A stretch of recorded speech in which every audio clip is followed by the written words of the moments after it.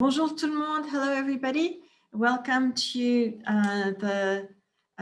today's session of the Climate Ideas and Action Seminars. Today is our last session before the summer, but we're ending with a bang. We have two. Donc, bienvenue tout le monde. Je vous rappelle juste, donc Climact, c'est un centre conjoint entre le PFL et l'UNIL qui existe maintenant. Notre but, c'est de rendre visible la recherche et l'enseignement autour du climat et d'accélérer l'ambition sur l'action climatique et de faire avancer des nouvelles idées de recherche. Et ça, c'est un des buts de ce séminaire. Nous aurons deux intervenants aujourd'hui.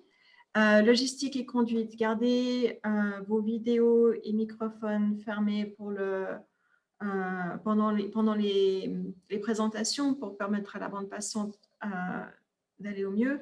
Et tout le monde a une bonne conduite, donc ça, on n'a plus besoin de le répéter. Chacun sa langue, en français ou en anglais, comme on veut, parce que c'est un séminaire bilingue. On va commencer en français avec Augustin et on fera peut-être un vote où on verra ce que décide Nicolas. Et donc, les présentateurs aujourd'hui sont Augustin Franière du Centre interdisciplinaire sur la durabilité et qui enseigne aussi à la Faculté de géosciences et de l'environnement. Ah, et on n'avait pas encore ton titre, je suis désolée Augustin, mais on le verra bientôt. Et ensuite, nous passerons à Nicolas Sen. Donc, Augustin, je te cède la parole et j'arrête de partager mon écran. Mon titre est effectivement le suivant, Neutralité climatique et compensation carbone, vers une approche fondée sur la science. Pourquoi ce titre?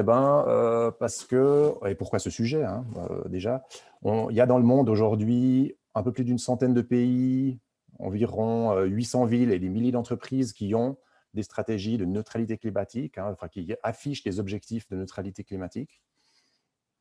Mais il y a une grande confusion actuellement quant à la définition de la neutralité dans ces contextes-là, et notamment au rôle que joue la compensation carbone, à savoir l'échange et surtout l'achat de crédits carbone pour soutenir une démarche de neutralité. D'où l'idée de revenir un petit peu aux fondamentaux, donc fondés sur la science, aux fondamentaux scientifiques, à la définition scientifique de la neutralité, et voir à quel point elle peut nous aider dans ces réflexions, et puis voir surtout que les pratiques actuelles ne correspondent pas à cette définition scientifique pour l'instant. Donc, il y a vraiment une réforme du système assez urgente à établir. Notamment, on voit en ce qui concerne un certain nombre de produits ou d'entreprises, des choses relativement qui confinent à l'absurde, j'ai envie de dire, quand des produits ou des services qui sont, on le sait, très dommageables pour le climat, comme par exemple voler en avion, se prétendent neutres en carbone, ou neutres, climatiquement neutres, ce qui sous-entend que leur impact sur le climat finalement a été annulé. Juste par l'achat de crédits, de crédits carbone. Donc, on a l'exemple ici de Lufthansa qui propose, comme de nombreuses autres compagnies qui proposent de voler de manière neutre pour le climat. On a typiquement ici le cas de l'eau en bouteille Valser, typiquement suisse, qui propose de boire pour le climat, de l'eau climatiquement neutre. Et puis, à l'extrême, on a même en Suisse romande une entreprise qui distribue du gaz naturel, donc d'origine fossile, neutre en CO2. Tout ça, bien sûr, grâce à la compensation carbone, donc à l'achat de crédits, qui permettent soi-disant d'annuler l'impact climatique d'un certain nombre d'activités. Alors, pourquoi cela est possible? Pourquoi est-ce que toutes ces entreprises-là, mais ce que je vais dire s'applique aussi à d'autres échelles, ça peut être à l'échelle d'individus, d'entreprises, pas seulement de produits, mais d'entreprises, à l'échelle de villes, de territoires plus larges, comme même de pays éventuellement, etc. Donc, ça s'applique à plusieurs échelles. Pourquoi est-ce que ces revendications de neutralité sont possibles sur la base simplement de l'achat de crédit? Eh bien, c'est parce que la pratique courante, la plus établie, et ça depuis de nombreuses années, même voire plusieurs décennies, c'est la suivante. En tout cas, c'est la pratique qui est mise en avant par la plupart des prestataires de compensation sur le marché. C'est qu'une démarche de neutralité va se décliner en 3 étapes. On a une première étape qui est faire l'inventaire des émissions, hein, du périmètre concerné, que ce soit une entreprise, un produit ou même un pays. Faire l'inventaire des émissions, premièrement. Deuxièmement, de réduire ces émissions.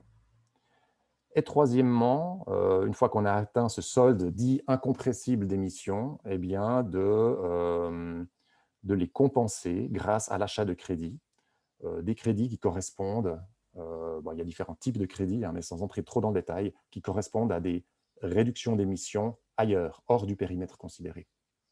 Et puis que, évidemment, par cette soustraction ici, on atteint zéro émission, donc la neutralité carbone. Alors, le problème avec ce modèle, qui encore une fois est le modèle courant aujourd'hui, eh bien, c'est que y a plein de problèmes différents en l'occurrence, mais c'est qu'il y a une absence complète de critères quant aux émissions qui doivent être prises en compte lorsqu'on fait l'inventaire. Est-ce qu'il faut prendre en compte uniquement les émissions directes ou aussi les émissions indirectes, hein, donc scope 2 et 3? Il y a une absence de critères quant aux objectifs de réduction, c'est-à-dire que de combien est-ce qu'il faut réduire avant de commencer à compenser, c'est laissé au libre choix de l'entreprise, à la discrétion de l'entreprise. Donc, il n'y a aucun critère objectif qui sont imposés à l'heure actuelle. Donc, on pourrait tout à fait imaginer même une entreprise qui ne réduit pas ses émissions, qui se contente d'acheter des crédits carbone. On peut imaginer que c'est le cas avec le distributeur de gaz naturel que je vous ai montré tout à l'heure. Absence de critères aussi sur le type de crédit carbone utilisé dans cette démarche-là. Il y a deux grandes catégories principales. J'y reviendrai tout à l'heure. Hein. Mais les uns, c'est des crédits qui dont l'achat permet de financer des projets de réduction des émissions ou d'éviter des émissions supplémentaires. Et puis l'autre type, c'est des projets dont le financement permet de faire des émissions négatives, à savoir de réabsorber le CO2 qui est déjà dans l'atmosphère. Donc, ces deux types de crédits relativement différents et qui, on le verra plus tard, jouent quand même un rôle assez différent dans les stratégies. Et puis enfin, on a cette pratique comptable très discutable et complètement arbitraire, à mon avis, qui consiste à faire une soustraction entre nos propres émissions et puis des réductions d'émissions qu'on aurait financées ailleurs. Hein, comme si c'était la même chose de financer des réductions ailleurs et de réduire nos propres émissions. Hein. Donc, il y a une sorte de pseudo-équivalence entre réduire chez soi, enfin ses propres émissions, et financer des réductions ailleurs ou dans un autre périmètre s'il s'agit d'une région ou d'un pays, dans un autre territoire. Et tout ça pour atteindre zéro. Donc, vous l'aurez compris, je pense que cette manière de faire ne permet pas du tout de justifier des déclarations de neutralité et d'atteindre la neutralité. Ce n'est pas comme ça qu'il faut s'y prendre.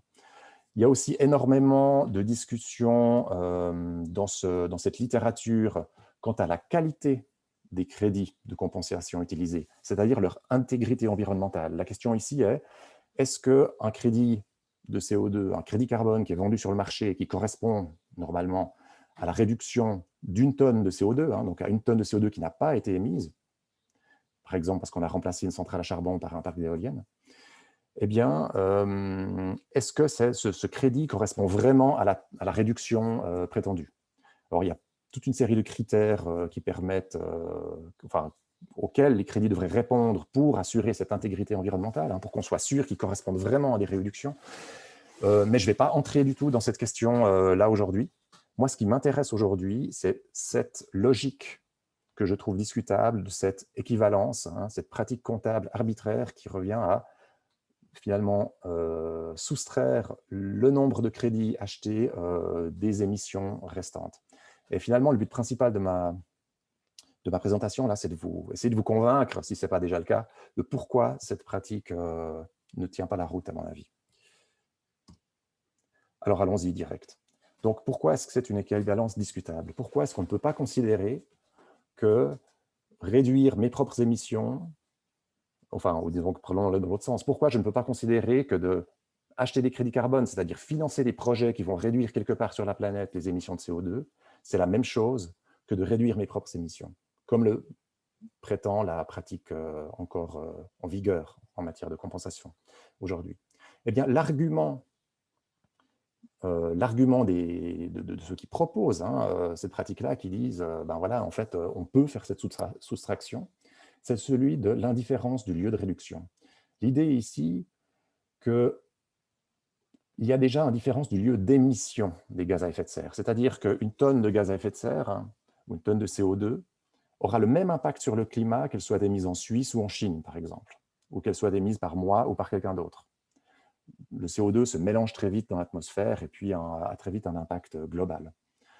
Et de ce fait-là, il tire la conclusion que c'est aussi indifférent de réduire en Suisse ou de réduire en Chine. Donc, si j'ai réduit une tonne de CO2 ici en Suisse, eh bien, ça aura le même effet de protection du climat que si je réduis une tonne de CO2 ailleurs sur la planète. Alors, cet argument est probablement correct au niveau climatique, mais il est, à mon avis, complètement incorrect à plusieurs égards. Il est premièrement incorrect au niveau économique, c'est-à-dire que ce n'est pas indifférent de réduire en Suisse ou de réduire ailleurs.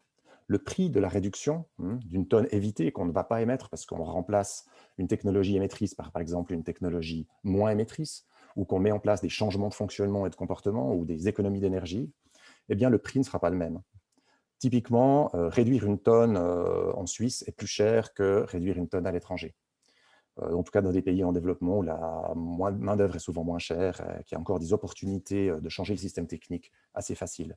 Alors voilà, les proposants de la compensation estiment que ça c'est un avantage parce que c'est un argument pour, vu qu'avec un franc investi, on va pouvoir réduire plus si on réduit d'abord à l'étranger que si on réduit en Suisse.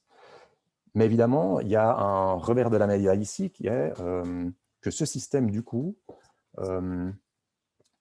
va inciter les acteurs à, en premier lieu, aller chercher dans les pays en développement les réductions les plus faciles, hein, les low-hanging fruits, comme on les appelle, ce qui risque de doter des opportunités déjà aux pays en développement qui maintenant ont aussi des objectifs de réduction, et puis qui va ralentir l'évolution structurelle de nos économies vers un fonctionnement plus faiblement émetteur. Donc c'est déjà faux économiquement de dire que c'est complètement indifférent, que le lieu de réduction est complètement indifférent. Je pense que c'est faux politiquement aussi. Pourquoi? Bien parce que le message politique n'est pas du tout le même que l'on réduise ici en Suisse ou qu'on le réduise ailleurs. Si la Suisse, par exemple, se donne des objectifs de réduction de ses propres émissions ambitieux, c'est une manière pour une économie avancée de montrer l'exemple, de montrer de la bonne volonté politique. Par contre, faire de la compensation, payer d'autres finalement pour réduire à notre place, puisque c'est ça qu'il s'agit, c'est plutôt perçu, le message qui est transmis ici, c'est plutôt que les pays riches pensent pouvoir quelque part déléguer la résolution du problème à d'autres. Donc le message politique n'est pas du tout le même. Donc là, il n'y a pas indifférence du lieu de réduction. Et puis finalement, moralement non plus, ce n'est pas tout à fait indifférent. Il y a dans la compensation quand même, en tout cas elle peut être interprétée comme ça, une sorte de défaussement de sa responsabilité climatique. Si vous écoutez par exemple les messages du Conseil fédéral, vous avez probablement vu dans les nouvelles que la Confédération donc, a conclu des accords récemment avec de nombreux pays pour faire de la compensation afin de participer à l'atteinte des objectifs qu'elle a annoncés dans le cadre de l'accord de Paris. Donc la Suisse a conclu des accords de compensation, notamment avec le Pérou, le Ghana et quelques autres pays maintenant. Et à chaque fois, on a Simonetta Sommaruga, donc la conseillère fédérale en charge de ce dossier, qui dit « La Suisse prend ses responsabilités climatiques grâce à ces accords ». Alors pour moi, c'est tout le contraire. C'est quoi la vraie responsabilité d'un pays riche, développé et fortement émetteur par habitant comme la Suisse? C'est de réduire ses propres émissions et en plus d'aider les autres à réduire les leurs. Or, que fait la compensation? Elle ne fait pas les deux à la fois, réduire chez nous et aider les autres. Elle aide les autres à réduire chez eux à la place de réduire chez nous, vu que c'est bien ça l'idée. L'idée, c'est qu'on va payer des projets qui réduisent les émissions à l'étranger et compter ça comme des réductions chez nous. Mais en fait, on ne fait pas les deux en même temps. Donc, à mon avis, c'est plutôt une fuite de responsabilité, ce système-là. Et puis enfin, dernier point, c'est parfois même faux, cet argument de l'indifférence, tout simplement au niveau factuel. Ce n'est pas toujours le cas. Mais par exemple, quand la Suisse annonce qu'elle va, dans le cadre de l'accord de Paris, réduire ses émissions de 50% d'ici 2030, c'est ce qu'on entend, objectif, réduction des émissions de la Suisse de 50%, et là on parle que des émissions territoriales, celles qui sont émises sur le territoire de la Suisse, Eh bien, en fait, en réalité, enfin, c'était le projet, en tout cas, dans la révision de la loi sur le CO2 qui a maintenant échoué devant le peuple, donc on n'a même plus ça, mais le projet était en fait de réaliser un quart de ces réductions à l'étranger via l'achat de crédits carbone. Donc, c'est faux de dire, c'est factuellement faux de dire que la Suisse va réduire 50% de ses émissions. Elle va réduire dans une certaine quantité ses propres émissions et à 12,5%, ce sera ailleurs. Ce sera d'autres émissions. Voilà. Donc, les raisons pour lesquelles cette équivalence est très discutable et, à mon avis, repose sur un argument très discutable.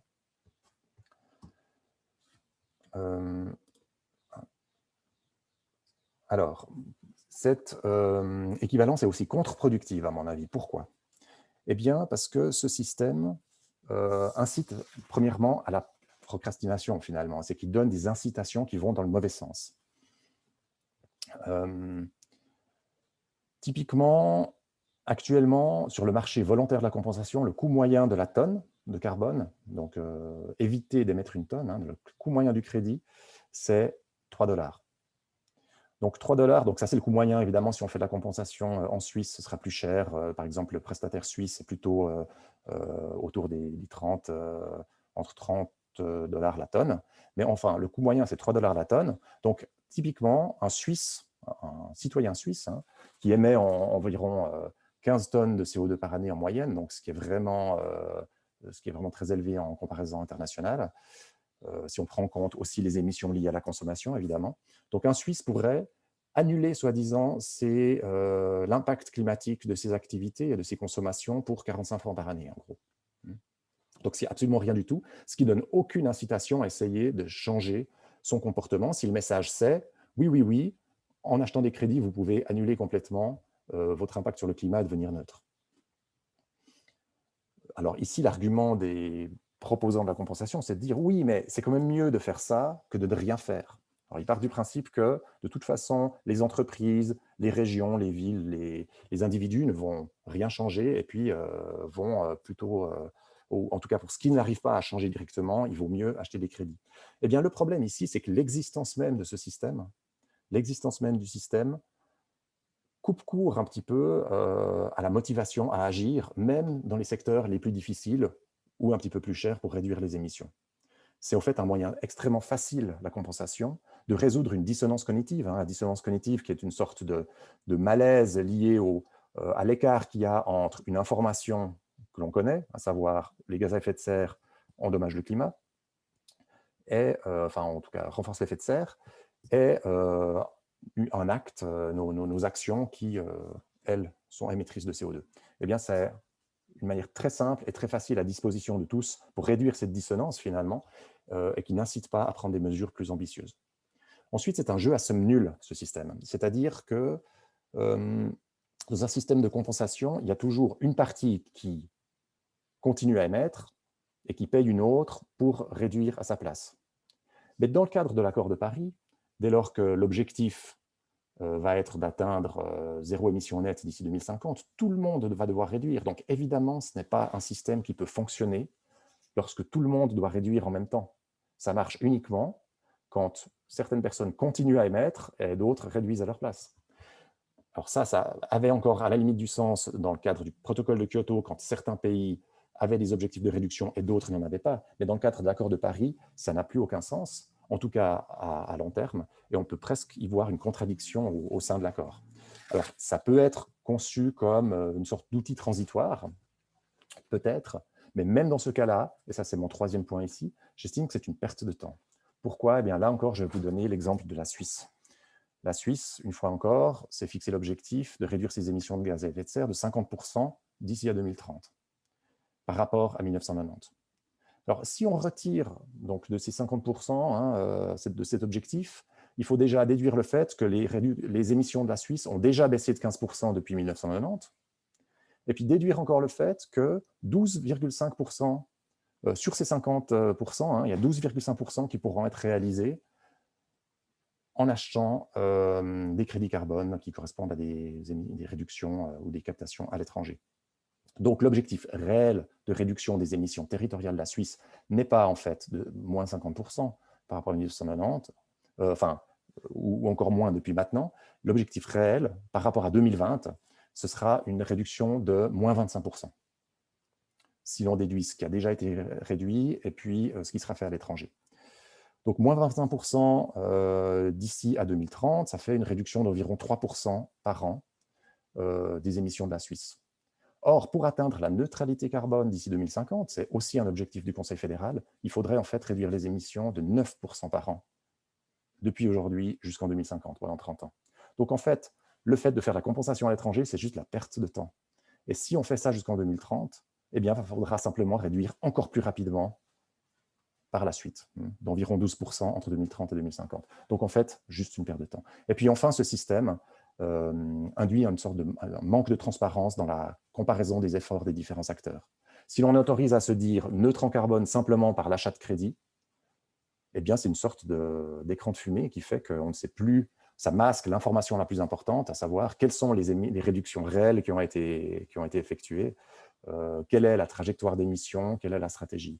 Si on peut simplement payer en se disant « je suis neutre en carbone, j'ai fait mon job », alors comment est-ce qu'on compare une entreprise finalement très vertueuse qui fait beaucoup d'efforts et une qui se contente de payer pour la compensation? Donc, j'en arrive Augustin, à… on y arrive? Oui, j'ai encore 5 minutes pour juste donner quelques pistes. Ça fera moins de temps pour les questions. Puis je pense que les D'accord, gens, ils alors, ont quand même envie de ce point, donc c'est ça aussi. alors je donne juste une petite piste, quelques pistes de réforme du système. Il faut repartir de la définition scientifique de la neutralité carbone, à savoir que c'est un équilibre entre les émissions et les émissions négatives à l'échelle de la planète. Il faut renoncer à cette pseudo-équivalence entre ses propres réductions et réduction par achat de crédit. Et puis, il faut faire une distinction entre les émissions évitées et les émissions négatives. Les crédits issus d'émissions évitées et négatives. Les crédits issus d'émissions négatives, ils pourraient avoir un rôle à jouer, puisque même dans les stratégies proposées par le GIEC pour atteindre la neutralité carbone, eh bien, il faut un certain nombre d'émissions négatives et le potentiel est mal réparti au sein de la planète. Par contre, les émissions évitées, l'idée ici, c'est que c'est une bonne chose de financer des réductions ailleurs sur la planète, mais que ça ne doit pas permettre d'être déduit de nos propres émissions ou de soutenir une prétention de neutralité carbone. Voilà, je vais m'arrêter là. Comme ça, on peut passer à un autre topic. Alors, ça n'a radicalement rien à voir avec les compensations carbone, parce qu'on va parler de santé, peut-être de micro-santé. L'idée, c'était de voir quel lien il y a entre les services de santé et les changements climatiques. Alors, un titre un peu slogan, Mind the Gap, aussi pour illustrer un peu la différence en fait d'échelle qu'on a entre des changements extrêmement globaux et une santé qui est en général, dès que ça dépasse notre propre individu, ça devient difficile à percevoir de quoi on parle. Alors, c'est de faire un petit peu l'état des lieux, des connaissances par rapport à ça, puis surtout d'imaginer un petit peu des pistes de réflexion et de recherche dans ce domaine. Donc, je parlerai un petit peu du lien entre changement climatique et santé, qui est lié, à mon sens, beaucoup avec la crise que traversent ou que traverseront les systèmes de santé, les services de santé, et puis quelques pistes qui sont liées d'une part à des concepts nouveaux qui apparaissent, notamment autour de la santé planétaire, et puis un sous-domaine, je dirais, de la santé planétaire qui sont les aspects de co-bénéfice, de stratégie de co-bénéfice santé-environnement. Alors, si on parle d'un triple problème ou d'un triple constat, ces choses-là sont pour moi relativement liées. C'est d'une part l'impact des services de santé sur l'environnement qui ont eux-mêmes un impact direct et qui est non négligeable, on le verra. Il y a le fait que les dégradations environnementales ont un impact sur la santé, et ça on le voit de plus en plus, et puis le fait que les systèmes de santé à travers le monde, notamment dans les pays occidentaux, sont en crise par rapport à leur taille et par rapport à ce qu'ils peuvent fournir comme santé ou comme soins à la population. Alors, dans un premier temps, l'impact des dégradations anthropogéniques sur l'environnement et par rétroaction sur la santé, on le trouve illustré de plein de manières différentes. Là, il y a une image, je dirais, macroscopique qui lie le changement climatique et la santé. Vous l'avez peut-être déjà vu. Ça vient du Lancet Countdown, donc une revue qui met en perspective chaque année des indicateurs sur la santé et le lien avec le changement climatique. C'est ce que j'avais appelé à l'époque la physiopathologie du changement climatique, puisqu'on a vraiment comme point de départ les émissions de gaz à effet de serre, et puis toute une série d'impacts indirects, directs d'abord sur des changements environnementaux très profonds qui sont réalisés par ça, que vous connaissez évidemment bien, et puis qui en bout de chaîne aboutit par des relations complexes méconnues sur des effets sur la santé qu'on classe en général en 4 ou 5 groupes, notamment les problèmes de nutrition qui sont directement liés à la réduction de la disponibilité de nourriture, l'impact sur la santé mentale, sur les maladies cardiovasculaires, sur les maladies respiratoires, éventuellement la question des algues. Vous avez vu ces marées d'algues vertes qui sont toxiques pour l'humain, et puis l'apparition de nouvelles maladies vectorielles ou bien l'accroissement de certains nombres de maladies vectorielles comme la maladie de Lyme en Suisse par exemple. Et puis le lien qu'il y a avec tous les impacts sociaux extrêmement négatifs. Alors ça, c'est une image très macroscopique, on la comprend assez facilement. Maintenant, dans le quotidien des gens, ce n'est pas forcément quelque chose qui est très facile à percevoir. Une autre image que j'aime bien, alors ce n'est pas directement lié au changement climatique, mais indirectement probablement aussi, c'est le lien entre la perte de biodiversité et l'émergence d'allergies. Ça, c'est une modélisation qui était parue il y a quelques années. On voit qu'avec une perte de biodiversité, notamment du fait de l'utilisation des terres, va modifier le microbiote cutané qui va, par des mécanismes qu'on commence gentiment à comprendre, à exposer de plus en plus la population à des allergies cutanées. Donc là, on a vraiment une vision plus micro, si on veut, du lien entre des dégradations environnementales et puis des problèmes médicaux. Alors, quelques autres illustrations. Ici, on parle donc du vecteur de la fièvre dengue, qui est l'Aedes. Il y a différentes espèces, mais on voit que globalement, depuis une trentaine d'années, ces vecteurs sont en augmentation en termes de ce qui est estimé ici en capacité vectorielle, c'est-à-dire la capacité, en étant plus présent en nombre, avec des conditions climatiques de plus en plus favorables, fait l'émergence de nouvelles maladies comme la fièvre dengue. Maintenant, si on regarde toujours, c'est la dernière édition du Lancet Countdown qui regarde un petit peu ce qui se passe toujours sur ce lien santé et changement climatique. On a l'impression, et probablement qu'on est très biaisé parce qu'on travaille beaucoup là-dessus, qu'on ne parle plus que de changement climatique et que c'est devenu vraiment une raison de préoccupation importante pour la population. C'est probablement le cas. C'est un peu moins apparent sur ce graphique-là, même si on ne sait pas vraiment la suite de l'histoire. Ce qu'ils ont regardé là, c'est en fait dans une soixantaine de journaux, le nombre d'articles qui traitent du changement climatique, et en bleu, c'est le changement climatique et la santé. Donc, on voit qu'alors il y a des pics qui sont probablement liés à certains événements comme la conférence de Paris, etc., mais que globalement, il n'y a pas une augmentation exponentielle du nombre d'articles qui traitent de cette thématique, et c'est encore moins le cas pour les questions qui traitent de changement climatique et de santé. Il y a une petite augmentation sur la fin ici, mais on n'est pas non plus dans une abondance d'informations qui traitent de cette thématique et de ces deux thématiques conjointes. On verra une autre illustration de ça plus tard.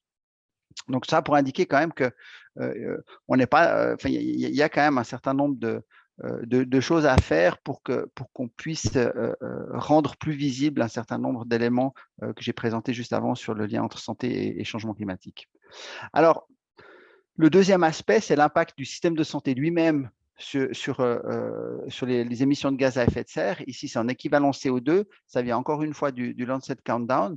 Il y aura aussi d'autres références. C'est intéressant de voir où on se situe en termes d'émissions directes. Ici, pour la Suisse, on est à peu près à 1 tonne de CO2 par habitant par année.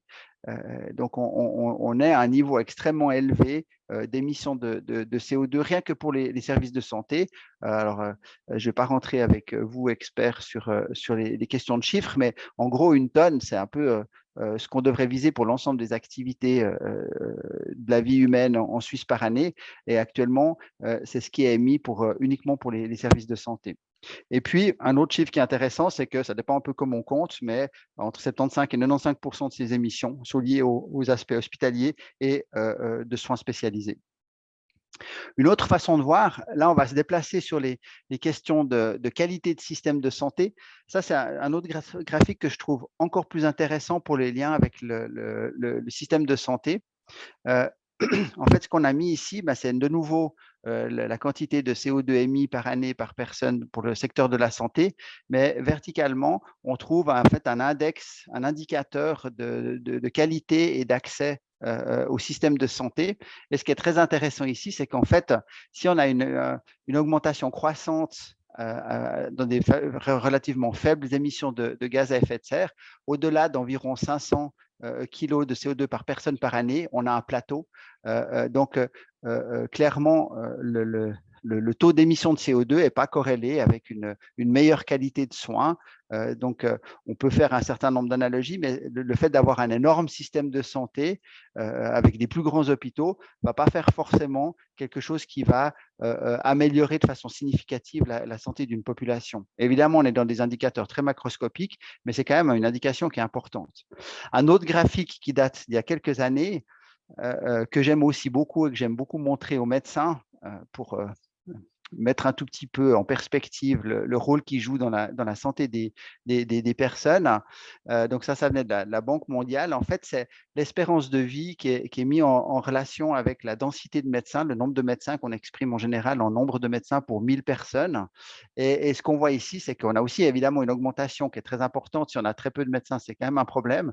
Mais au-delà de 1 médecin pour 1000 habitants, on n'a en gros aucun effet qu'on peut observer ou relation qu'on peut observer, corrélation qu'on peut observer avec l'espérance de vie. La Suisse se situe environ là, entre 3 et 4 médecins pour 1000 habitants. Alors, de là à déduire, ce serait probablement un peu beaucoup de dire qu'on a 2 à 3 médecins de trop pour 1000 habitants, mais il y a quand même une piste de réflexion intéressante et importante à avoir sur la taille et la redondance potentielle de notre système de santé et quel est le juste milieu finalement à avoir en termes d'infrastructures de soins. Maintenant, si on regarde ce qui se passe au niveau ça rejoint peut-être un peu la présentation d'Augustin, sur les stratégies nationales de réduction des émissions de carbone. Ça, c'est une représentation de ce qui se fait en Angleterre. Je trouve intéressant. Alors, ils ont fait énormément. Les Anglais se sont fixés des objectifs extrêmement ambitieux d'arriver effectivement à une émission nette de zéro des services de santé pour 2040, voire même 2035. C'est intéressant d'aller voir quand même un peu dans le détail. Ça, c'est pour le secondary care, c'est les hôpitaux. Comment est-ce qu'ils ventilent en fait la réduction des émissions de CO2? Donc, on voit qu'il y a des actions de routine, on dira, les aspects d'amélioration des hôpitaux, d'amélioration des bâtiments eux-mêmes, de leur optimisation. Le fait de mettre sur place des aspects de génération d'énergie renouvelable et puis d'avoir au niveau national un plan d'avoir de l'électricité décarbonée. Donc, on voit tous ces éléments-là pour arriver idéalement à zéro émission nette. En fait, ce qui me frappe quand je vois ce genre de graphique, alors ce n'est pas tout à fait vrai, je surinterprète un tout petit peu, mais quand même, on est en fait en train de réduire les émissions d'un système de santé qui fonctionne comme il est, sans vraiment se poser la question de son utilité dans la taille qu'il a actuellement. J'extrapole un tout petit peu parce qu'on trouve effectivement dans le rapport, j'ai mis un extrait ici, quelques éléments par rapport au fait de déplacer en fait les aspects hospitaliers vers de la médecine ambulatoire qui donc est plus pauvre en émissions de CO2, il y a moins de transport, et il y a des activités qui sont moins lourdes avec des buildings moins lourds. Donc, il y a quand même la volonté de penser des modèles un tout petit peu plus innovants qui sortent un peu de l'hôpital pour faire court, mais malgré malgré tout, ce n'est pas pris en compte dans les modélisations de réduction des émissions de CO2. Alors qu'on vient de voir avec les quelques chiffres d'avant, on a probablement des réflexions à avoir, je n'ai pas la solution non plus, mais il y a des réflexions à avoir sur le système de santé en lui-même comme étant problématique et potentiellement où on peut avoir aussi une réduction par rapport à ce qu'il fournit comme prestation, ou réfléchir dans la façon dont il fournit des prestations de santé. Alors maintenant, si on arrive à la deuxième partie, qui sont les aspects pas de solutions, mais disons de nouveaux concepts qui permettent de rattacher ces questions de santé aux questions d'environnement. La plus connue et la plus actuelle, c'est des aspects de planetary health, de santé planétaire. Donc, ils cherchent vraiment à caractériser l'impact sur la santé humaine des dégradations faites à l'environnement par les activités humaines. Avant ça, il y a eu d'autres initiatives. La deuxième plus connue est One Health, mais qui était plus liée aux aspects de prendre en compte la santé animale et la santé humaine. Maintenant, il y a un décalage un tout petit peu plus vers la santé environnementale, mais on trouve maintenant des cadres conceptuels qui essayent de mettre en place les aspects de santé en perspective, les aspects de santé humaine et de santé environnementale. Alors, une autre façon de le montrer, c'est une illustration que j'aime bien aussi. Ça reprend un peu l'illustration d'avant. C'est ce que j'ai appelé Biodiversity in and out. On a quelques études, ça reste encore pas extrêmement étoffé comme littérature, mais on commence à trouver des littératures. Le microbiome, donc c'est l'ensemble des micro-organismes qu'on peut trouver sur sa peau, par exemple, c'est le cas ici. Et on peut mesurer sa richesse, sa diversité, et on voit qu'elle est corrélée à droite avec la biodiversité dans laquelle les personnes ont grandi, c'est surtout dans les premiers âges que ça se passe, et plus l'univers dans lequel on se trouve est pauvre en biodiversité, plus notre microbiome sera pauvre aussi en biodiversité. Et ce qui est intéressant, c'est que de l'autre côté, on a une corrélation avec le risque de faire des allergies cutanées. C'est un exemple que je trouve intéressant pour vraiment illustrer au niveau individuel le lien qui nous lie à l'environnement. Alors, si on vient maintenant aux questions de santé, c'est peut-être un autre élément peut-être un peu limitant. Ça, c'est une définition bien connue qui date déjà de plusieurs dizaines d'années de l'OMS, donc qui définit la santé comme un état de complet bien-être physique, mental et social, et qui n'est pas seulement l'absence de maladie. Elle est très connue, elle continue d'être utilisée. Probablement qu'elle est un peu limitante quand même. Alors, certains l'ont beaucoup critiquée pour être inatteignable. Effectivement, qu'est-ce que ça veut dire avoir un état complet de bien-être physique, mental et social? Il y a un autre élément qui est probablement critiquable, c'est que c'est quelque chose d'extrêmement anthropocentrique. En tout cas, dans cette définition-là, on n'a aucune allusion au fait que notre santé dépend de l'environnement extérieur. On peut le retrouver dans des représentations comme il y a dans ce graphique en dessous, j'ai entouré en rouge l'environnement. C'est une représentation assez classique de ce qu'on appelle les déterminants de la santé. On peut même questionner l'appellation de déterminants de la santé puisque tout converge vers l'humain. Mais malgré tout, ça prend en compte le fait que les conditions qui nous entourent vont façonner notre santé encore plus que probablement la médecine peut le faire. On sait que maximum 10 à 20% de notre état de santé est lié directement aux activités médicales. Le reste, c'est vraiment comment notre environnement socio-culturel, environnemental et notre façon de vivre nous conditionne. Alors, pour aller vers un certain nombre d'éléments nouveaux qui sont vraiment en train d'émerger dans la littérature internationale, c'est les questions de co-bénéfices, de win-win. Ça, c'est une étude conceptuelle qui est sortie dans Nature il y a quelques semaines, qui est vraiment intéressante, qui essaye de modéliser un petit peu, de mettre en relation la santé humaine avec les aspects de conservation de l'environnement. C'est ce que vous trouvez dans les deux matrices qui sont à gauche, où là, on essaye de modéliser, de dire, quand on va faire quelque chose, une intervention, quand on va agir, que ce soit dans le domaine de la santé ou que ce soit dans le domaine environnemental, on peut avoir différents types d'outputs qui peuvent être modélisés sous forme de paires. Soit c'est évidemment ce qu'on viserait toujours, c'est d'avoir à la fois un bénéfice pour la conservation et puis un bénéfice pour la santé humaine. À l'inverse, évidemment, on a la paire qu'on essaie d'éviter, c'est le lose-lose.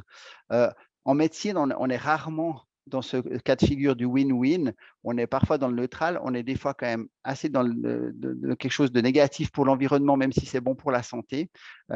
Donc, ça, c'est une façon intéressante de voir, d'anticiper peut-être des nouvelles approches dans la recherche médicale. Et puis, pourquoi il y a ces deux matrices-là? Parce que, en fait, ça dépend de l'état de départ. Si on part sur un état où on est déjà relativement en bonne santé, où la conservation va bien et la santé humaine va bien, de rester dans un état stable, ce ne sera pas si mal. Par contre, si on est dans un état, comme c'est de plus en plus le cas maintenant, où on n'est pas vraiment dans un état stable, en tout cas au niveau de la conservation et de l'environnement, on va devoir élever nos exigences en termes d'intervention.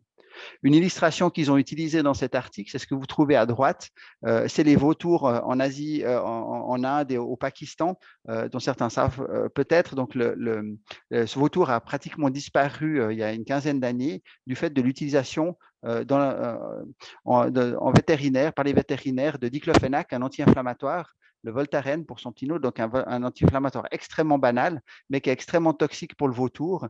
Et son utilisation massive chez les animaux a fait que le vautour a quasiment disparu. Et là, ce qui reconstitue ici dans cette figure-là, c'est que en fait, le vautour qui rend des services écosystémiques importants, s'il disparaît, va potentiellement aboutir à toute une chaîne d'événements, avec notamment l'augmentation des chiens qui auront plus à manger puisqu'il y aura moins de cadavres, et avec l'augmentation des chiens, toute une série de maladies qui vont avoir des répercussions sur la santé des humains.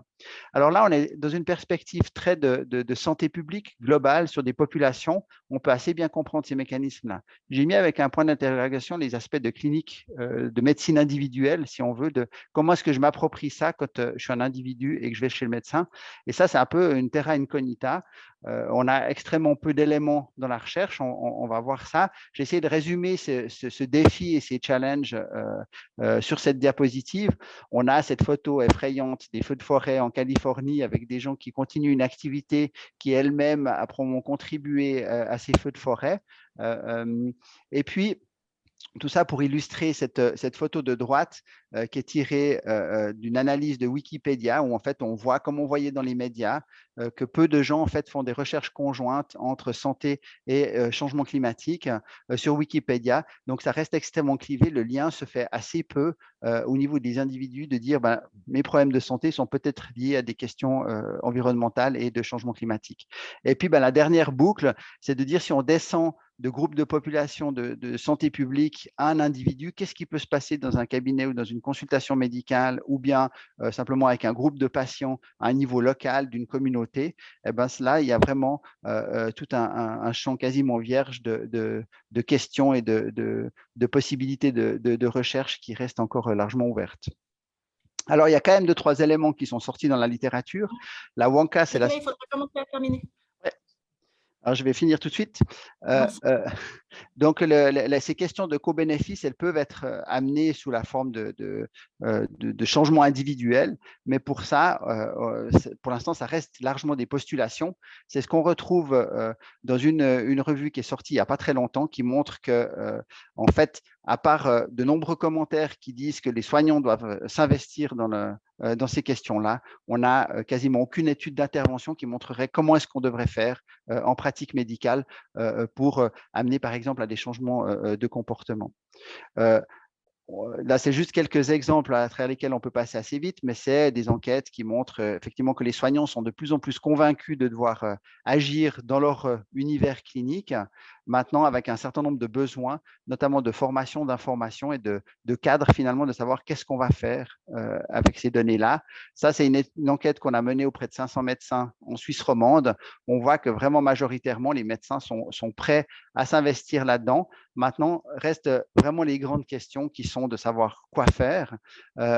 3 éléments sur cette diapositive: fournir de l'information, s'adapter évidemment d'un point de vue clinique au changement climatique, les aspects de mitigation de co-bénéfices, amener les patients à changer de comportement à la fois pour leur propre santé et pour l'environnement. C'est un peu ce qu'on retrouve comme modélisation et comme terrain de possibles recherches pour le futur. Voilà ce que je voulais vous dire. Donc, pour le conclure peut-être sur un agenda de recherche pour le changement climatique et la santé, actuellement, on est surtout dans des aspects de santé publique. On a besoin vraiment de pouvoir intégrer ces stratégies d'adaptation et de mitigation dans une perspective clinique, de repenser les modèles de soins qu'on a actuellement dans une perspective de co-bénéfice au niveau populationnel, mais aussi au niveau individuel, et puis d'avoir peut-être une approche nouvelle sur des interventions qui ont des outcomes duo, health et environnement, pour pouvoir vraiment évaluer ce qui se passe à un niveau local. Voilà.